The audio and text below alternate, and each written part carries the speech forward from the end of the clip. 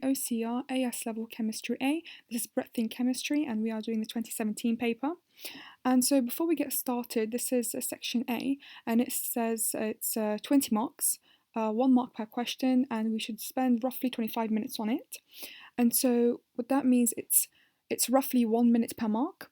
And so the questions here are supposed to be quite straightforward in terms of calculations and solving.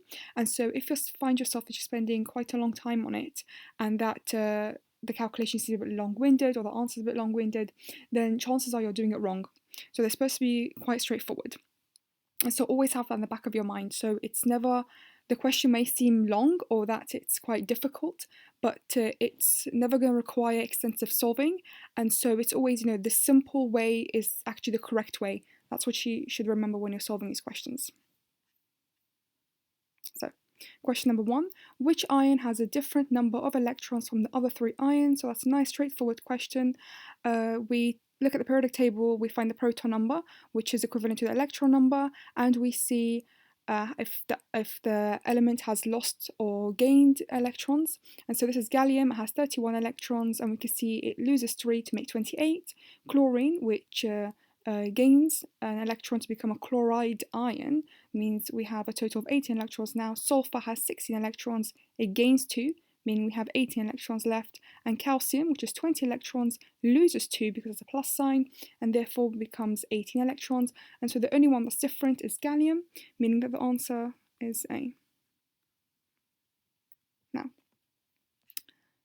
moving on, question number 2, an organic compound has a composition by mass of carbon 53.33, hydrogen 11.11, and oxygen 35.56. What is the empirical formula of the organic compound? You would have done empirical formulas. You start off by writing down the elements. So we have carbon, hydrogen, oxygen, write down the percentage composition that they have, and then divide it by the proton number or the number of electrons. So we're going to divide it by 12, 1, and 16, and so we get these numbers now. And once again, what you do after this is take the smallest answer from these 3 and divide it by all of them. So here we can see it's oxygen, which gives us 2.22, and so we're going to divide all these by 2.22, which means oxygen we won. 11.11 divided by 2.22 gives us 5, and 4.44 divided by 2.22 is 2, which means it's C2H5O1, meaning that the answer is D. So, samples of 4 hydrocarbons are completely burnt under the same conditions of temperature and pressure. Which sample produces the greatest volume of carbon dioxide? So now, as soon as you see this, a lot of people might go into panic mode and they'll start to throw in a bunch of calculations. Go, okay, we have the moles, I think I can calculate the MR, and let's see, I can get the mass, and let's see what can I do with the mass. Well, actually, it's quite straightforward, because if you're going to do it the first way, which you think, let me get the moles, and let me get the MR, and let me do something with that, it's going to be quite long, and you're not going to get the right answer. And so actually what you do is you take the number of moles and you times it by how much carbons there are, because our aim is to get CO2, and you get that from burning carbon with oxygen, and so we want the carbons, and so we're going to times the number of moles with the number of carbons we have. Same thing if this had said H2O, then you'd use hydrogen instead. And so what we do is 0.4 times 2 for the first one gives us 0.8, 0.3 times by 3 gives us 0.9, 0.2 times by 0.2 times by 4 gives us 0.8, and 0.1 times by 5 gives us 0.5. And so what produces the greatest will be B, because it gives us 0.9. So number 3 is B. Moving on. Which reaction produces the smallest atom economy of BaCl2? So barium chloride. Right, so this seems a bit longer, and you've done atom economy, and so it's percentage. So what we do is we want barium chloride. All our answers contain barium chloride. The first thing you do with atom economy is the MRs. Atom economy, which means that the desired product that we're looking for, we calculate its MR, in which we do barium and 2 chlorines gives us 208.3. And so that will be our top number that we divided by, because atom economy will be the top number divided by all of the products, the MR of all the products. So that would also include barium chloride. So you do the MR of the barium chloride as well, plus the MR of your other products. So here we have H2O, water, which is 18. However, we do take into account the number up front. And so what this is telling us is 2 times the H2Os. So H2O is 18, and because it says 2, we're going to have to do 18 plus 18 another time, plus the barium chloride, which gives us 244.3. And that will be our bottom number. So the top number will be the MR of the product that we want, be it barium chloride, and the bottom number would be the MR of all the products, including the one that we want.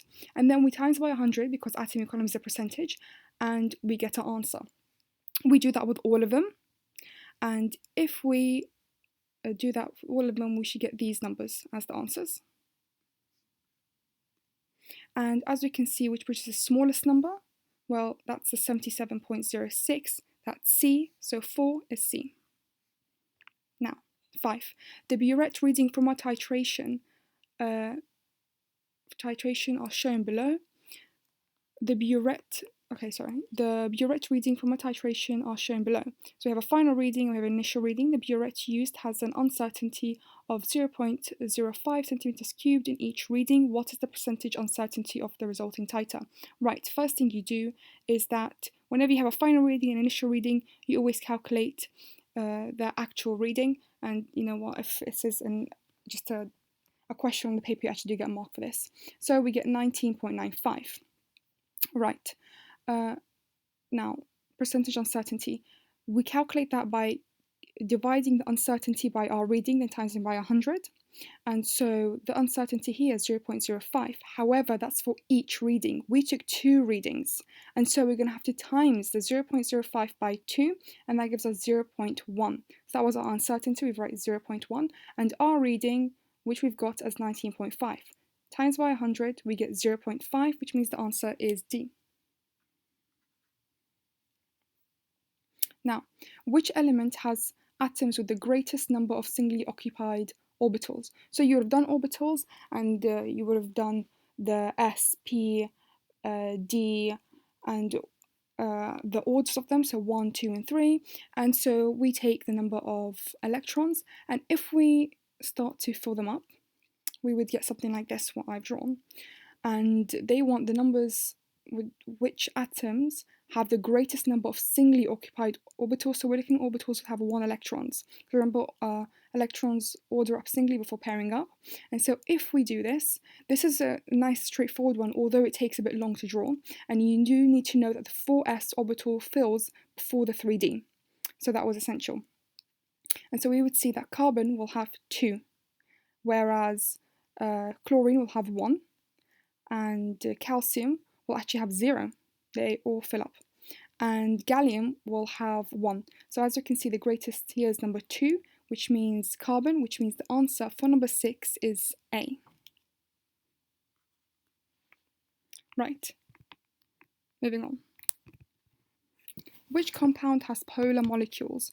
Right, so whenever you're thinking of polarity, always remember NOF, nitrogen, oxygen, and fluorine, and this is how they're written in the periodic table, because polarity depends on the electronegativity of the atoms, and so electronegativity increases across the periodic table and up the group.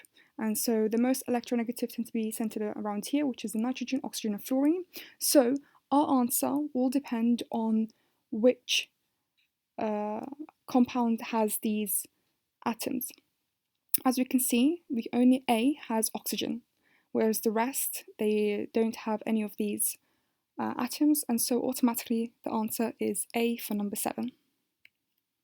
You can also try to draw the shapes and figure out, because if we draw the shape of this, then actually we get... And so these are lone pairs which increase electronegativity, so you can try to do that for all of them, although you won't get any lone pairs.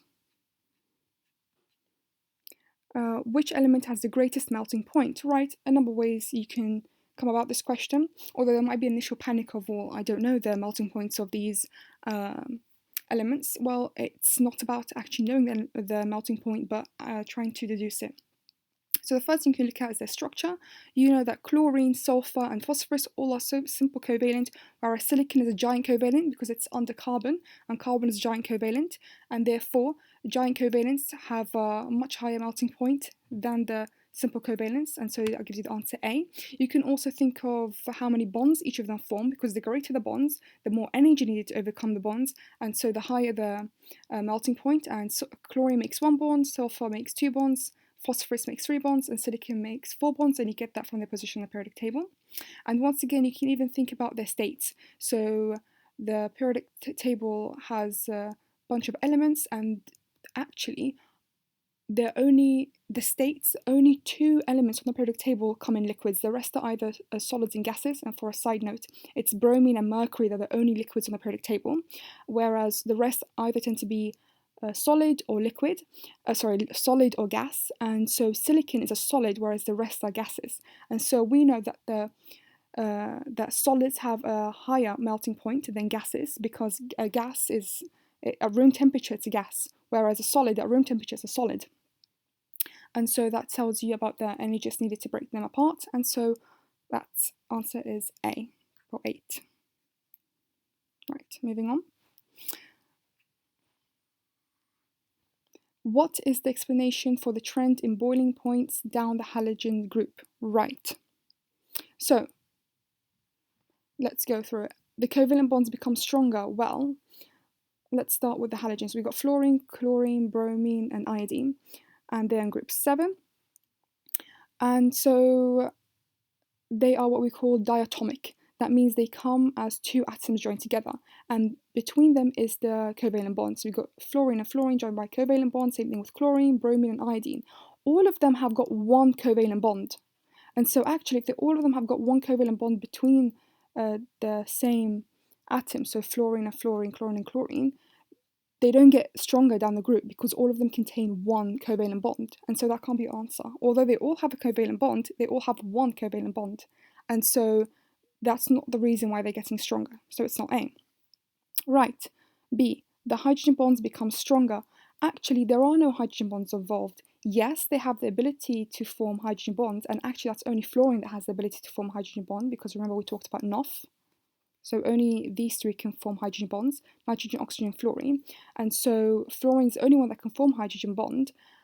And well, actually, if we're talking about boiling points increasing down the group, only fluorine has the hydrogen bond and all of them don't. And so that's not part of this question about why they have an increase in boiling points.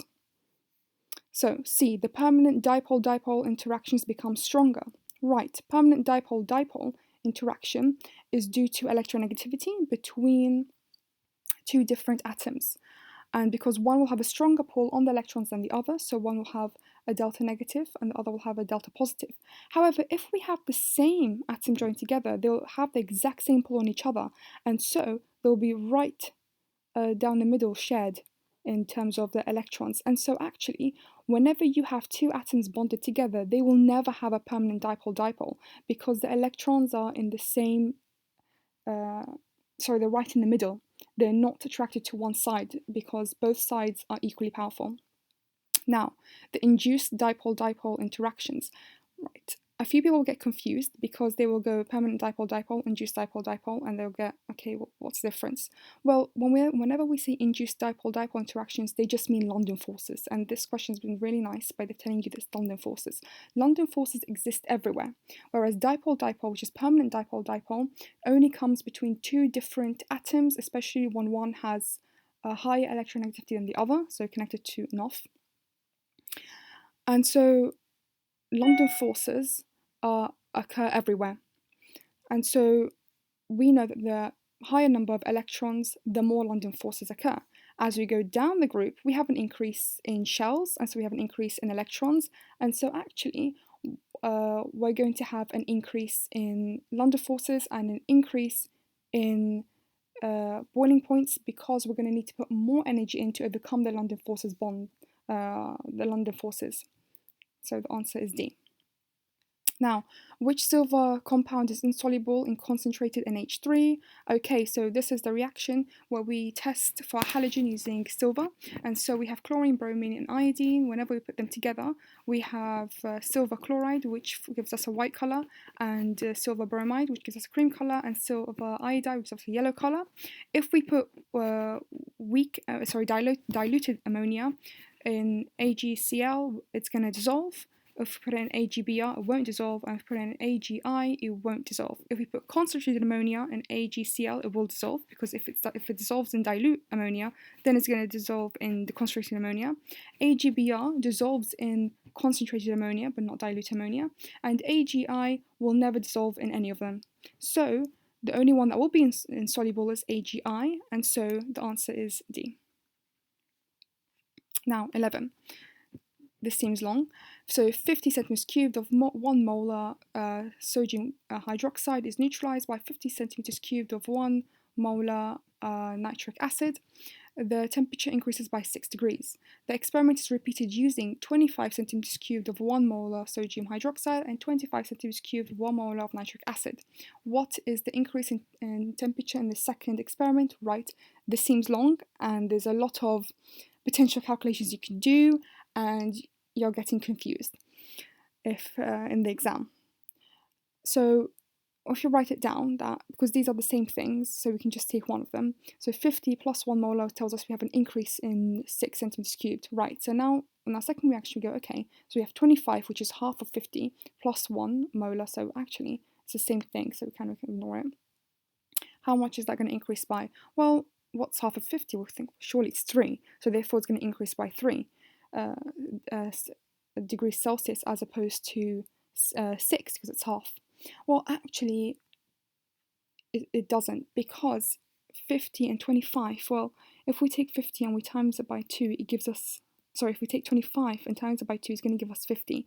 And so that would mean it's the same thing. It also increases by 6 degrees, because I know it seems that, well, that's half the number, and so it should be half the increase in change. When we look at these reactions, if you can multiply them to get to the number that they've given here, so here 50, then they'll mean they're the exact same thing.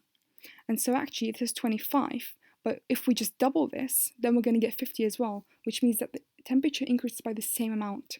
I know that's kind of tricky to wrap your head around, but I think what you need to keep in mind is if you can double it to get to the original amount, then it will be the same thing. So the answer is C. So 12.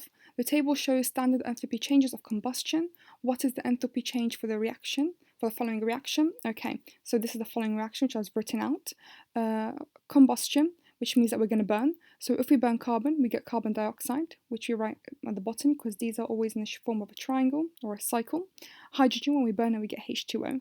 And C4H10, when we burn it, we're going to get carbon dioxide and water, which is written over here again. So we're just going to draw an arrow to the bottom. Now, they've given you the data here to use. So if we burn 1 carbon, then we're going to get this. So actually we have 4 carbons, so we're going to times that by 4, which I've done over here. Hydrogen, we have it for 1, which we have 5 over here. And so we're going to times it by 5. And this is for 1 mole, and we have 1 over here as well. And so that is what we get. We get this, this, and that. Right. Now we have to get from this to this, but we can't go like this. We're going to have to find an alternative route of reaction. Actually, if you go down, then you go up. You will get C4H10. So going down, we use this arrow, which means we take the same symbol. So minus 1579, we're going to add the minus 1429, which gives us minus 3003. Now, we've got into this bit. We want to go to C4H10. If we C4H10, we'll have to go to the opposite arrow. So if we go to the opposite arrow, then this was a minus 2876.5. We're going to have to take the opposite, which is a plus 28765. So actually it's minus 3003 plus 28765, not the minus, because we're going against the arrow. That means we have to go against the sign, and so minus sign becomes a plus sign, and so actually we get minus 126.5, which is number B. So 12 is B. Now, number 13. The reversible reaction below is allowed to reach equilibrium. So it's this reaction. And which changes in conditions would be expected to shift the equilibrium position towards the products? Right. So you would have learned about equilibrium and type of conditions. So let's see. This we can see it's a negative reaction. And so whenever it's a negative reaction, increasing temperature affects it differently. So A, let's decrease the pressure. Well, if we decrease the pressure, it's going to shift to a place to increase the pressure. If you have the same amount, which only applies to gases, if you have the same number of gases on either side, then increasing or decreasing the pressure won't cause a difference. So actually we've got 1 mole of gas here and 1 mole of gas, meaning the reactants are 2 moles of gas. And here we have also 2 moles of gas because we've got 2 in front of the gas. So actually we have 2 over here and 2 over here, meaning that if you decrease or increase the pressure, it's not going to affect the position to increase the products. Now, we have decrease or increase the temperature. Right, so whenever it's a delta negative reaction, it's exothermic. If it's exothermic and you want to increase the products, then you have to decrease the temperature. Yeah? If it was an endothermic reaction, then to get to the products, you have to increase the temperature. And so actually, if you go to an exothermic reaction, if you increase the temperature, it's going to make the reaction go back to the reactants, to this side. And so exothermic means we decrease the temperature to increase the products. And so the answer is B. Now, question number 14. What is the systematic name of this compound? Right. So we just have to draw this compound. So C and C, which I've done over here, and we've got Br, which I've attached here, and this is a CH3 group, which I've attached over here, and this is another CH3 group, which I've attached over here, and we have a hydrogen, which I've attached over here. So let's see. First of all, is it E or Z? Well, we take the groups. So we can see that these are the same group. Yeah, we take similar groups, or if all groups are different, we take the ones with the higher NR, and we can see that they are opposite each other. And so we get CH3, CH3. Yeah, and so it's E. And technically it's 4 carbons, and so that would mean it's butene, and so that's where the butene comes in, and therefore the answer is A.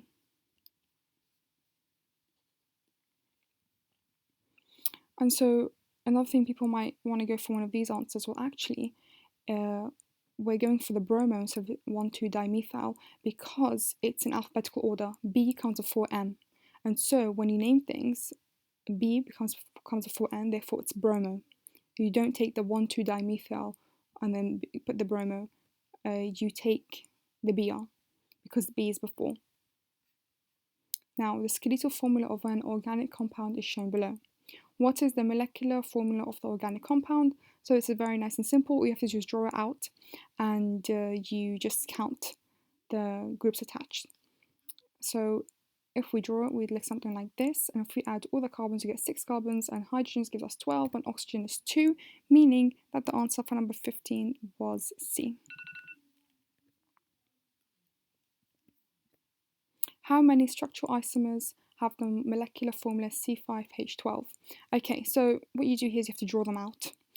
And if you draw them out, well, we could do it this way, and then we can maybe take the one of the C's and attach it. By the way, if you touch it here or at the end or in the beginning, it's the same thing, because if we flip them, then we get the same thing. Or sometimes you can take 2 groups and attach it, and so, okay, we get something like this. So you go, okay, we've gotten 3. Some people might find this a bit hard to draw out, and it's very helpful if the question actually asks you, just to give the answer instead of drawing it out to get the answers, because you can memorize this.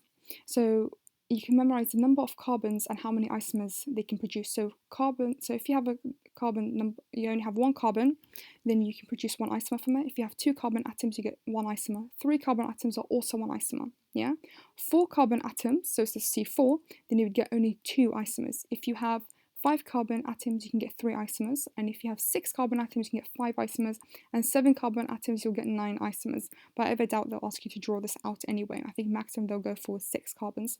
So if you memorize this 1, 1, 1, 2, 3, 5, and you memorize the numbers 1, 2, 3, 4, 5, and 6, then you can memorize the numbers of isomers they can produce. And so 5 carbon atoms, if you go down to 5, that means you'll produce 3 isomers, just like what we've done here. So the answer is B. So it's nice and helpful if you just memorize this for questions that just require you to know how many isomers they have as opposed to just drawing them. So, which organic compound has the lowest boiling point? Right. What you have to do is you have to draw these because boiling points depend on how many London forces are present, and London forces increase with number of contact points. And because whenever you have something that's branched, you have less contact points because the branches get into the way of other molecules coming together and forming the London forces. And so the straighter the organic compound is, the higher the boiling point. And so if we draw octane, it's nice and straight, it's going to have the highest boiling point. Methane, number C, 2-methyl heptane. When we draw it, we get something like this. We have one branch. 2,3-dimethyl hexane, have something like this, 2 branches, and 2,3,4-trimethyl pentane, we get something like this. This is the most branched, and therefore has the least contact points with other molecules of the same kind, and therefore less London forces and lowest boiling point. And so for 17, the answer is A. Now, 18. Which alcohol reacts with an acid catalyst to form E and Z stereoisomers? Okay, so alcohol plus acid catalyst to form EZ stereoisomers is a dehydration reaction into an alkene. We automatically know we're going to have an alkene because EZ isomers occur with alkenes. And so we're dehydrating reaction because we're removing, the alcohol group and hydrogens. And so this question may seem a bit tricky, but all you have to do is actually just draw them out. So if we start with pentanethriol, this is what it looks like. And alkene can either happen here or here. It always happens where the alcohol group is. So the alcohol is connected to a carbon atom. Now, the double bond will occur to a carbon atom that's attached to another carbon atom. So it can be in the middle of this or in the middle of this. Notice that this is symmetrical, and so actually whether if you draw it here or draw it using this as the double bond, it will have the same thing.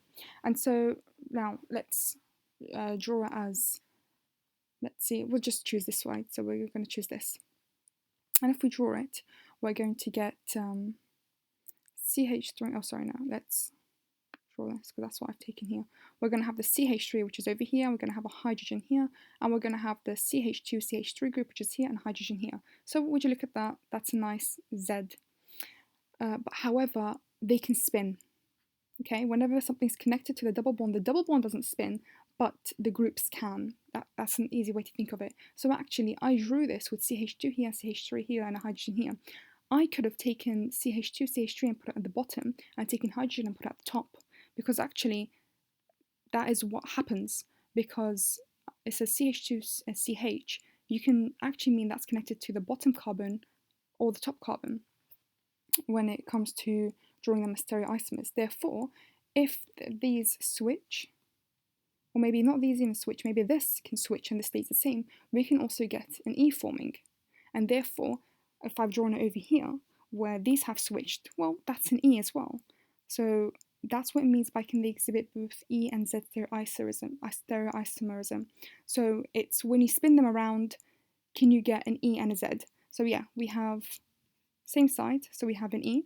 But if we spin this, we choose to spin this, then we can get an E. If we have chosen to spin these instead, then we've got CH3 here and H here, which means it's also an E. And so that's why A is the answer.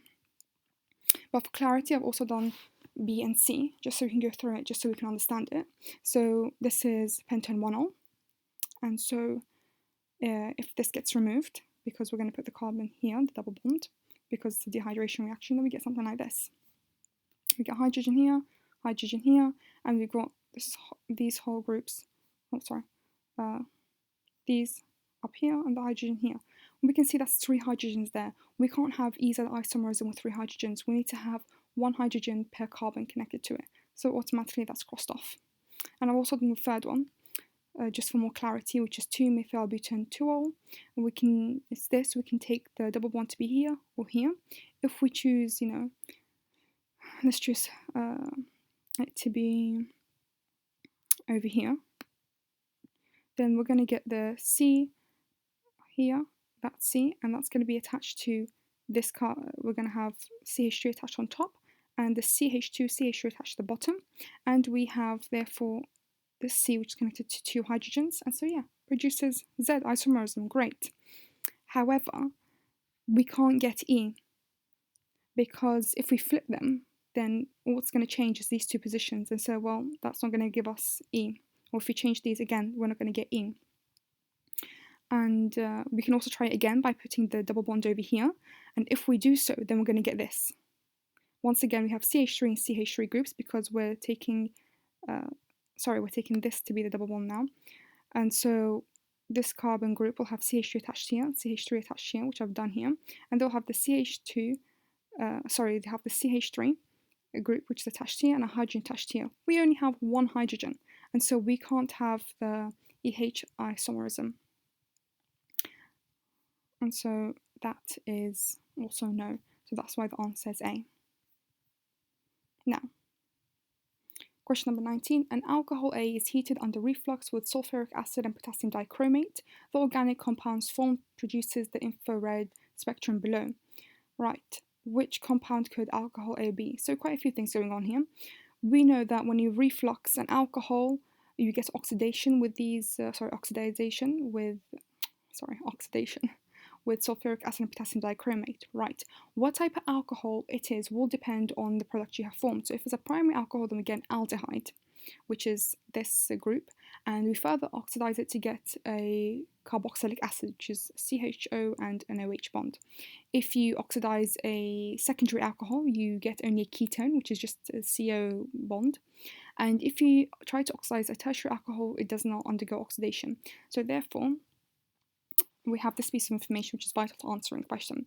Another piece of information which is vital for answering the question is they're trying to ask you what alcohol it is based on its based on this spectrum. We know that there are only 2 important things to take away from the spectrum, and that's this peak over here and that peak over here. This peak over here is always going to be a C-double-O bond peak, and this peak, which is the one that I've drawn, the one that they haven't got, the one that I drawn is an alcohol peak, so an OH. They don't have that. You might look at this and you go, well, isn't that it? No. It has to look like my one. So if they had drawn a peak that looks like my one, it will indicate an OH group. If they haven't, if they've got this tiny little thing, that does not count as a OH peak. And so actually this is just a CO peak. And so let's look at our options. First of all, I've written the types of alcohols there are. So a primary alcohol is when the OH group is connected to a carbon that's connected to 1 carbon only, and secondary alcohol means the carbon that's connected to contains 2 carbon groups, and tertiary one means that the OH group is connected to a carbon which is connected to 3 other carbons. And we said that tertiary alcohols don't undergo oxidation. That's removed. And now we're left with secondary, primary, and primary. We've said that primary gives us carboxylic acid. Carboxylic acid has an OH, therefore it must have this peak. And since it does not have this peak, it is not a primary alcohol because it did not give us a carboxylic acid. The only thing we do have is a C-double-O peak, which is carbonyl. Carbonyl. And so that only occurs with secondary alcohol, which is what we have here as this. And so the answer is B. Now, 20. Which alcohol is not likely to have a fragment at the MZ43 in its mass spectrum? So, when we say MZ, we just basically mean the MR. So, MR. And we get this through where can we break it up to find a fragment that will give us an MR43. Note that when you break up fragments, they have to be in a line. You can't choose, okay, I'm going to break up CH3 and it's going to bond to another CH3. It has to be in part of a line. So if we take D and we break up CH3, CH3, and CH2, we're going to get 43. the MR. If we take CH3 and CH and O, it will not give you 43. If we take CH3, CH2 and CH2, that will give us a fragment of 43. Once again, CH3, CH2, CH3 will give us a fragment of 43. Note that all of them contained CH3, CH2 and CH2 because that fragment is 43. So if you learn that, you don't have to learn that, but you'd know that all of them have it, and so that's all 43. Whereas this way, you can no way split it up to give you 43 ever. So if you go, well, I'll take this and this and this, well, that's CH3, CH2 and CH, that gives us 42. It's not 43. If we take CH3 and O and CH, OH, it will still not give us 43. And so therefore the answer is A. It will never give us an MZ at peak 43. And that's it.